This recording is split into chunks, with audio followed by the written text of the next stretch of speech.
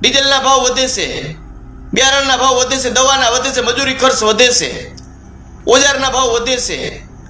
અમે આપણો ખેડૂતનો માલનો ભાવ વધતો નથી. આ પરિસ્થિતિ હું ને તમે બધા જ સહન કરીશી. હું કહું ને ખબર પડે એવું નથી. ગયા વર્ષે ઘઉં મેં 505 વેચાતા. હમણાં જ રાજકોટ બેડી માર્કેટની અંદર મારા ઘઉં 480 માં 470 વેચાણા. આ લાંબો સમય જો આની આ પરિસ્થિતિ રહે તો આપણે ખેતીને ભૂલવી પડશે, ખેતી છોડવાનો સમય આવશે. એના માટે આપણે ખેડૂતોએ ખાસ સમજી અને સંગઠિત થવું પડશે. અને કોઈ પણ ખેડૂત આગેવાન ખેડૂતના હિત માટે આગળ આવતો હોય તો એને સહકાર આપતું નથી. આપણે કોઈને હરામનું જોતું નથી, આપણે ભીખ નથી જોતી. 2000 રૂપિયાના આપણે હપ્તા નાખીએ અને આપણે લાલચ રાખીને બેહી 2000 ના હપ્તામાં આપણું શું થાય તમે હું જાણીશી.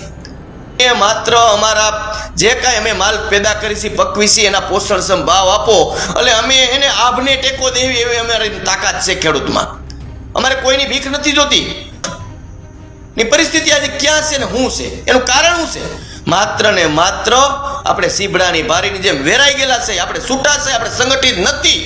એટલે આ લોકો રાજકારણીઓ આપણી માટે સામ દામ દંડને દાવ પેશ કરી અને આપણો ઉપયોગ કરે છે અને ખેડૂતના ભોગે મોંઘવારી રાખવા માટેના પ્રયત્ન કરે છે. કારણ કે એને એની સત્તાને સરકાર ટકાવવી છે. આ યાદ રાખજો. આપણે એવું કામ જાતે આપણે કરવું પડશે. કારણ કે ખુદ આપણે પરસેવો પાડી મહેનત કરી. આપણે કોઈના હકનું નથી જોતું, આપણે ભીખ નથી જોતી. આપણે આપણા હકનું જોઈશે, આપણે આપણા પોષણક્ષમ ભાવ જોઈશે. આપણે કોઈનું કાંઈ નથી જોતું. ખેતી મોંઘી થઈ રહી છે, પણ જ્યારે જગતનો તાત પોતાના જણસ એટલે કે પાક વેચવા જાય માર્કેટમાં તેના ભાવ નથી મળી રહ્યા. તેને લઈને હવે ખેડૂત આંદોલન કરવા જઈ રહ્યા છે. 18 તારીખે રાજકોટમાં જે બેડી માર્કેટ છે ત્યાં મોટી સંખ્યામાં ખેડૂતોના સંમેલન થશે અને આને જ લઈને સરકારને, ભાજપને ખેડૂતો ઘેરવા જઈ રહ્યા છે. નમસ્કાર, હું છું ચિંતામણી પુતન પટેલ. સ્વાગત છે આપનો અમારા કાર્યક્રમમાં. આવો સાંભળીએ ખેડૂત આગેવાન નિલેશ પટેલ આ મુદ્દે શું કહી રહ્યા છે.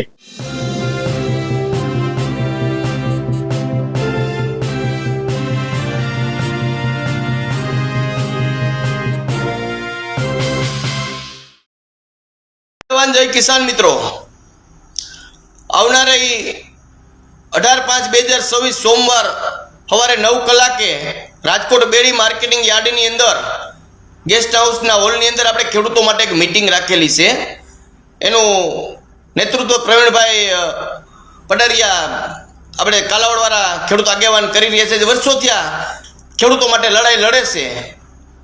તો આને આપણે સહકાર આપવા માટે દરેક ખેડૂતોએ સંગઠિત થઈ અને જે કાંઈ આપણે ખેડૂતોના ખેતીના પ્રશ્ન છે એને વાસા આપવા માટે એક સંગઠન મજબૂત કરવા માટે આપણે બધાએ આવું જવાનું છે.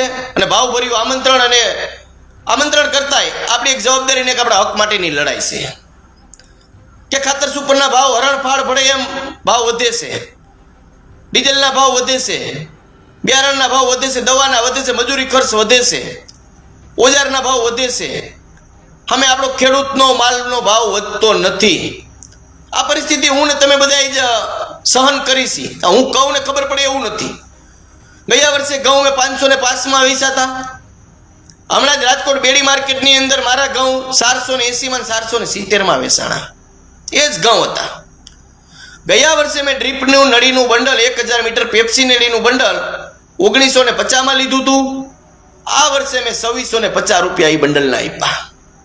મિત્રો, અમે આપણે કોઈ પણ વસ્તુ લેવા જાય તો એના દોઢા ડબલ 3 ગણા ભાવ થાય છે.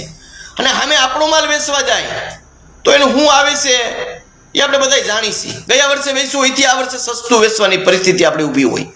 એટલે આ લાંબો સમય જો આની આ પરિસ્થિતિ રહે તો આપણે ખેતીને ભૂલવી પડશે, ખેતી છોડવાનો સમય આવશે. એના માટે આપણે ખેડૂતોએ ખાસ સમજી અને સંગઠિત થવું પડશે. અને કોઈ પણ ખેડૂત આગેવાન ખેડૂતના હિત માટે આગળ આવતો હોય તો એને સહકાર આપવો પડશે. જેનાથી જે સહકાર થાય મને પ્રવીણભાઈનો મેસેજ આવ્યો કે નિલેશભાઈ કે વિડીયો બનાવીને મૂકવાનો છે આ, તો મેં મારી ફરજ સમજી અને આ વિડીયો બનાવું છું. કારણ કે મારું કામ છે, આ મારા માટે કામ છે. આ હું બીજા માટે નથી કરતો. કારણ કે હું ખેતી કરું છું, ખેતી એને સંકળાયેલો છું અને મારો પરિવાર હું ખેતી કરીને નિભાવ કરું છું. અને દરેક આપણે ખેતી આપણે પરસેવો પાડીને કામી છીએ. આપણે કોઈનું જોતું નથી, આપણે કોઈનું હરામનું જોતું નથી, આપણે ભીખ નથી જોતી. 2000 રૂપિયાના આપણે હપ્તા નાખીએ અને આપણે લાલચ રાખીને બેહી 2000 ના હપ્તામાં આપણું શું થાય તમે હું જાણીશી. હું કાયમી માટે કહું છું, એક દિવસ ડીઝલ ટ્રેક્ટર રાખો તમે એટલે 2000 રૂપિયા તમે સરકારને પાછા આપી દો છો. કારણ કે ઓછામાં ઓછું 3500 થી 4000 નું ટ્રેક્ટર ડીઝલ બારતું હોય તો એમાં 50% ઉપર સરકારની એમાં ટેક્સ છે. એટલે આપણે કદાચ 2000 આપે તો એક દિવસમાં આપણે એના પૈસા પાછા આપી દઈશું અને છતાં આપણી માથે હાથ રાખે છે કે અમે તમને સહકાર રૂપે 2000 રૂપિયાના હપ્તા આપીશ. અમારે નથી જોતા તમારા 2000 રૂપિયાના હપ્તા, અમારે નથી જોતી તમારી કોઈ સબસિડી, અમારે નથી જોતી કોઈ તમારી યોજનાનો લાભ. અમને માત્ર અમારા જે કાંઈ અમે માલ પેદા કરીશી પકવીશી એના પોષણક્ષમ ભાવ આપો એટલે અમે એને આભને ટેકો દેવી એવી અમારી તાકાત છે ખેડૂતમાં. અમારે કોઈની ભીખ નથી જોતી, અમે હક માગી છીએ. અમે જે માલ પેદા કરી છીએ એ માલનો અમને પોષણક્ષમ ભાવ મળે જેથી કરી અમે અમારો પરિવાર અને સરકાર અને રાષ્ટ્ર માટે પણ કંઈક કરી શકશું. આજે ખેડૂત બિચારો થઈ ગયો, ખેડૂત ભિખારી થઈ ગયો, ખેડૂત લાચાર થઈ ગયો. ખાતર લેવા જવાનું તો હારીમાં ઊભું રહેવાનું, સહકારી ઉપર જવાનું તો હારીમાં ઊભું રહેવાનું, કોઈ પણ કામે તમે જાઓ તમારે હારીમાં ઊભું રહેવાનું. મગફળી વેચવા જાવી તો હારીમાં ઊભું રહેવાનું, ઓનલાઈન રજીસ્ટર કરવા જવાનું તો હારીમાં ઊભું રહેવાનું. હારીમાં સિવાય કે ભીખ માગતો હોય એમ ભિખારી ખેડૂતને બનાવી દીધો છે. હાચા અર્થમાં આ 140 કરોડ જનતાને જે જમવાનું પૂરું પાડે છે એ ખેડૂતની પરિસ્થિતિ આજે ક્યાં છે ને શું છે, એનું કારણ શું છે? માત્ર ને માત્ર આપણે સીભડાની બારીની જેમ વેરાઈ ગયેલા છે, આપણે છૂટા છે, આપણે સંગઠિત નથી. એટલે આ લોકો રાજકારણીઓ આપણી માથે સામ દામ દામને દાવ પેશ કરી અને આપણો ઉપયોગ કરે છે અને ખેડૂતના ભોગે મોંઘવારી રાખવા માટેના પ્રયત્ન કરે છે. કારણ કે એને એની સત્તાને સરકાર ટકાવવી છે.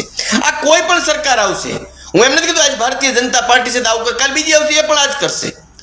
કારણ કે આ સત્તા લાલસુ નેતાઓ છે અને પ્રજા એને કોઈ લેવા દેવા નથી. વાતું કરશે કે તમે ડીઝલ ઓછું બારો, પેટ્રોલ ઓછું બારો અને એ ગાડીના ભૂંગરા અને બલૂનના ભૂંગરા ઠરવા નથી દેતા. એ આપણે જોઈશી. એટલે માત્ર ને માત્ર ચૂંટણી લક્ષી માણસો છે, પ્રજા લક્ષી નથી, સત્તા લક્ષી માણસો છે. આને તો પદ પ્રતિષ્ઠા અને પૈસા કાયમી માટે ટકાવવા માટે કોઈ પણ ભોગે, કોઈ પણ નો ભોગ લે. આજે ખેડૂત ભોગે છે, ખેડૂતના ભોગે આ સરકાર હાલે છે. કોઈ પણ વસ્તુ તમે લેવા જાવ તો મોંઘી ને વેચવા જાવ તો સસ્તી. આ હું કહું ને તમને ખબર પડે એવું નથી. આપણે બધાની પરિસ્થિતિ આ છે અને બધાને આનો અહેસાસ થાય છે. એટલે 26 શું ભાઈ 18/5/2026 સોમવારે 9 કલાકે રાજકોટ બેડી માર્કેટિંગ યાર્ડ આપણે ગેસ્ટ હાઉસના હોલમાં મિટિંગનું આયોજન છે. તો દરેક ખેડૂતોએ, દરેક ખેડૂત હિત રક્ષકોએ, દરેક ખેડૂત નાના મોટા આગેવાનોએ જે ખેતી અરે સંકળાયેલા હોય, ખેડૂતોનો કાંઈ પણ હિત ઈચ્છતા હોય, આવા લોકોને ખૂબ ખૂબ વિનંતી કરીને કહું છું કે તમારી હાજરી એ ખેડૂત સંગઠન માટે ખૂબ મહત્વની છે. અને હું આજ 5 પછી ખેડૂત ભેગા કરીશ, તમે 5 પછી ખેડૂત ભેગા કરો. આમ કરીને એક આપણે ખેડૂતનું એક સંગઠન મજબૂત કરી અને જે કાંઈ આપણી માગણી ને લાગણી હોય કોઈ યોગ્ય જગ્યાએ આપણે મૂકી, જેથી કરીને આપણા કાંઈ પણ પ્રશ્નને વાસા મળે અને ખેડૂતને કાંઈ પણ એમાં સહકાર મળે એવા પ્રયત્ન કરી અને પ્રયત્ન દરેકે કરવા પડશે. હું કરું ને તમને મળી જાય એવું નથી અને ખોટી થવું પડશે. એટલે કે ખેડૂતનો દીકરો ખોટ ખાય પણ ખોટી ન થાય. હવે આપણે ખોટી થવું જોઈએ અને આપણે આપણું કામ આપણે જાતે કરવું પડશે. ઓલો કરી દે, ઓલો નેતા કરી દે, કોઈની અપેક્ષા રાખોમાં. એ બધું પોતા માટે કરે છે, એને પૈસા માટે કરે છે, પદ માટે કરે છે, તમારા માટે. આ ખાતરના ભાવ 2200 રૂપિયા થયા. કોઈ એક પણ ખેડૂત નેતા, એક પણ વિધાનસભાની અંદર ધારાસભ્ય ખેતીનો ખ નથી બોલ્યો, ખાતરનો ખ નથી બોલ્યો. મિત્રો છેલ્લા 10 વર્ષથી ઘઉંના ભાવ એના એ જ છે. એક પણ કોઈ નેતા તમારા ઘઉંના ભાવ કે કોઈ પણ મગફળીના ભાવ હોય, કપાસના કોઈ પણ ભાવ માટે મિત્રો નહીં બોલે. આયાત નિકાસ માટે કોઈ નહીં બોલે. આ મન ફાવે એમ એના મળતિયા, મન ફાવે કોઈ પણ સત્તા હશે. હું આજે સત્તા ભારતીય જનતા પાર્ટીને સવાલ એને હોય, કારણ કે સત્તામાં બેઠા હોય એને સવાલ કરવાના હોય વિરોધ પક્ષ. પણ કાલે કદાચ વિરોધ પક્ષ વાળા છે તો એ પણ તમને ક્યાંય કંઈ કરી નહીં દે. કારણ કે તમારું જ્યાં સુધી સંગઠન નહીં હોય ત્યાં સુધી આ લોકો તમને જવાબ નહીં આપે. એની મનમાં નહીં જ કરશે. એની સત્તા ટકાવવા માટે જે જરૂરિયાત પડશે ત્યાં તમારો ઉપયોગ કરશે. એટલે દરેક મિત્રો, વડીલો, માતાઓ, બહેનોને વિનંતી કરીને કહું છું, જો મારી વાત હારીને સાચી લાગે તો દરેક ખેડૂત સુધી પહોંચાડો અને સંગઠન મજબૂત થાય એના માટે પ્રયત્ન કરો. અને આ એક આપણે પ્રયત્નની આપણી જવાબદારી આવે છે.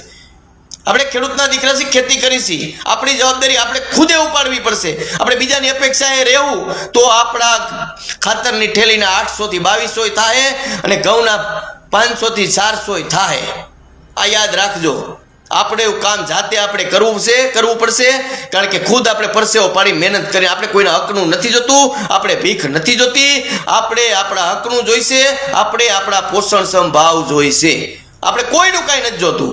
આપણે આપણી મહેનત કરી પરસેવાનો ભાવ આપણને યોગ્ય મળે, એનું યોગ્ય વળતર મળે, એટલે આપણે ભાઈઓ આપણો પરિવાર આપણે ખેતી ઉપર નિભાવી જ છીએ.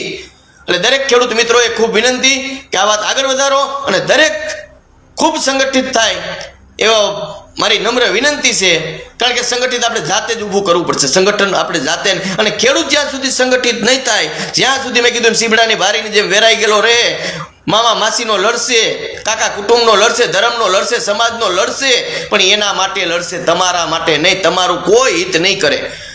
ચૂંટણી હશે તો ખેડૂતના દીકરા થાય, ખેડૂત નેતા થઈ જાય, પણ જેવી ચૂંટણી જાય એટલે પક્ષના વફાદાર થાય, ખેડૂતના કે સમાજના કે કોઈના નહીં થાય.